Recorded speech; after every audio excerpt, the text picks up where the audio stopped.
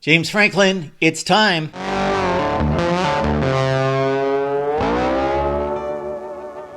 Welcome into the Voice of College Football. Appreciate you stopping by for the best in discussion, debate, and analysis as we start our 2025 college football previews. Please give us a like, subscribe to the channel, get us some views so we can keep doing these preview videos. Let's start at what might be the top of the college football world. Yes, believe it. Believe it. Don't chuckle. Believe it. James Franklin, Drew Aller. Can they perform? Can they coach in the clutch? We shall see. Penn State made it to the Final Four in 2024. The pros and the cons were many on each side, defending Penn State or criticizing James Franklin and the Nittany Lions' climb in 2024. The pros. Penn State made the playoffs for the first time. Penn State also went 11-1 in the regular season. They had not done that under James Franklin. Penn State made it to the Big Ten Championship for the first time since 2016. Penn State won 2 games in the playoffs. All that stacks on the side of Penn State, breaking through in 2024 to become an elite program. However, on the downside, of course, Penn State only lost once. They lost to Ohio State during the regular season. Well, they did not play the other power in the conference, which in the past has been Michigan, beating them down in recent years. They didn't play that other game. They played it in the Big Ten Championship game, and they were clearly bested by a better Oregon team. Then, of course, they make the college football playoff, and they get 2 gimmies.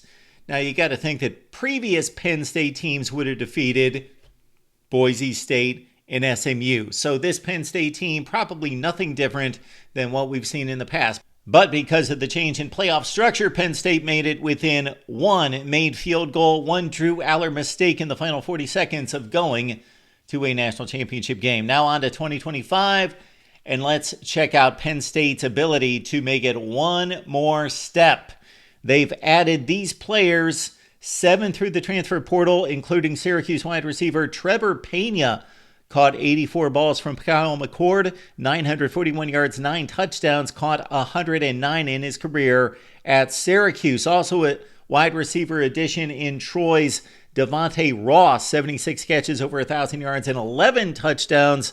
Ross has caught 129 balls during his career. USC wide receiver Kyron Hudson, only 38 catches, but many of those the spectacular variety if you watched USC play last year. And also, Penn State picks up a couple of unproductive but very talented players by way of the SEC and Texas A&M defensive lineman Anai White, and also Alabama safety King Mack. But it's those 3 wide receivers that need to step up for Penn State and be that missing key piece in what should be an explosive Penn State offense if they can get that number 1 wide receiver.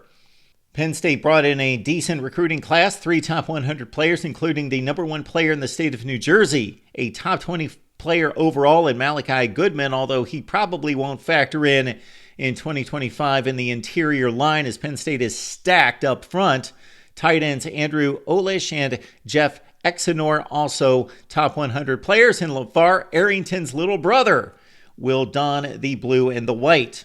Say what you will about Penn State's lack of productivity in big games, but when it comes to productivity in the NFL draft, it has been stout. But this Penn State edition only loses 5 to the pros, but some of the losses are enormous. Abdul Carter, possibly the best player in college football, just an explosive tear, goes to the New York Giants at pick number 3.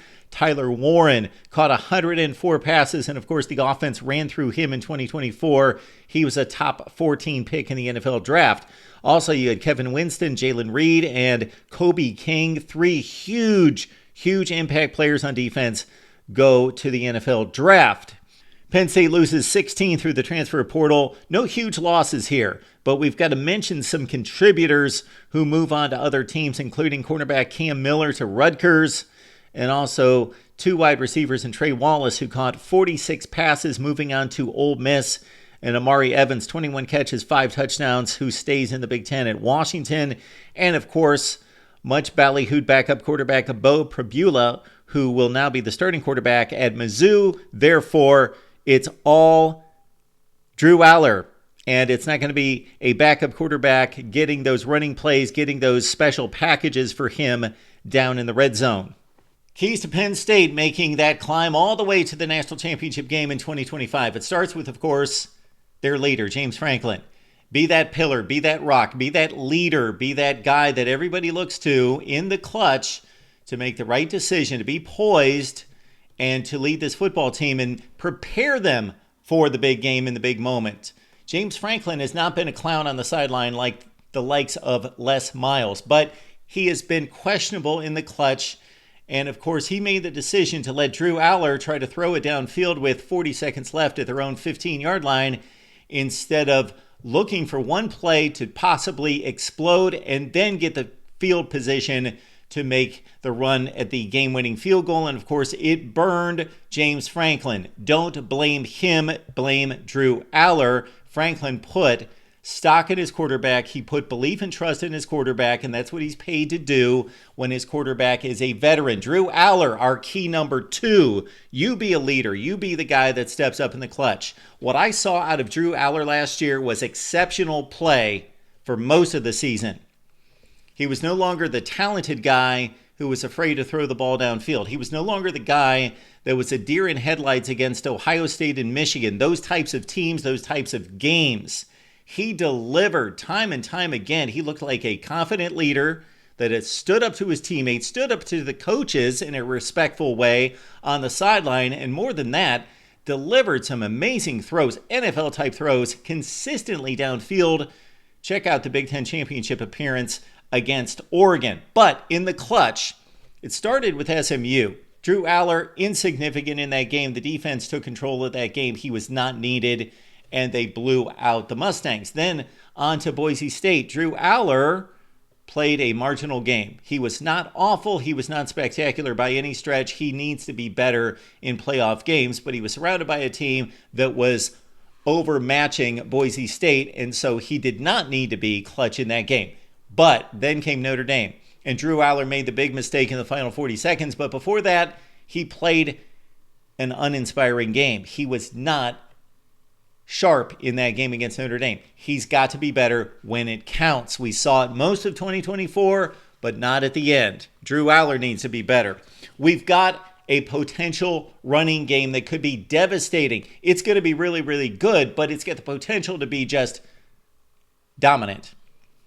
The best running back combination in college football with Katron Allen and Nick Singleton. They both rushed for a total of 2,200 yards and 27 total touchdowns last year. And then we've got 9 of the top 10 offensive linemen are back on the 2 deep for this Penn State team. This is where I take the opportunity to embarrass the Penn State football program and the athletic director for their embarrassingly easy non-conference schedule. They basically play 3 high school teams. They should be embarrassed. You're Penn State. Play somebody like you did last year, the last 2 years, and taking on West Virginia, recent years against Alabama. Yes, you need to schedule someone. I understand you don't need to schedule someone because of the playoff format being what it is. You play in the Big Ten. If you go 10-2, you're going to the playoffs. But at some point here in college football, we've got to force these schools to play someone, take the scheduling out of the hands of the teams and the programs, and schedule the games for the teams. This is what it turns out to be for Penn State. This is the result of the format that we have. Nevada, FIU, Villanova. That's an embarrassment. That's a joke. All right, let's get to the Big Ten schedule. And a good move here on Penn State's part in getting the bye week. Before taking on Oregon, they welcomed the Ducks to Happy Valley. Penn State defeated UCLA 27-11 this past season. They go out to the Rose Bowl this time. They've got Northwestern. That should be a win, of course. Then a difficult stretch of games. Going to Kinnick Stadium. That has been an interesting series between Penn State and Iowa, especially the games at Kinnick. Penn State has had a number of nightmares there, but also have pulled out a game. Of course, Trace McSorley in the final 1 second a few years ago. The bye week before Ohio State, so another perfectly placed bye week for Penn State before they go to Columbus, where they never win. They haven't won a game in Columbus since 2011. Then they've got Indiana, interesting matchup against Kurt Cignetti and company. Michigan State, Nebraska, Rutgers to finish off the season. Penn State, of course, is looking for that magic 10-2 record. They should be able to get it with no issue, you would think. Of course, the Oregon challenge at Ohio State is most likely a loss.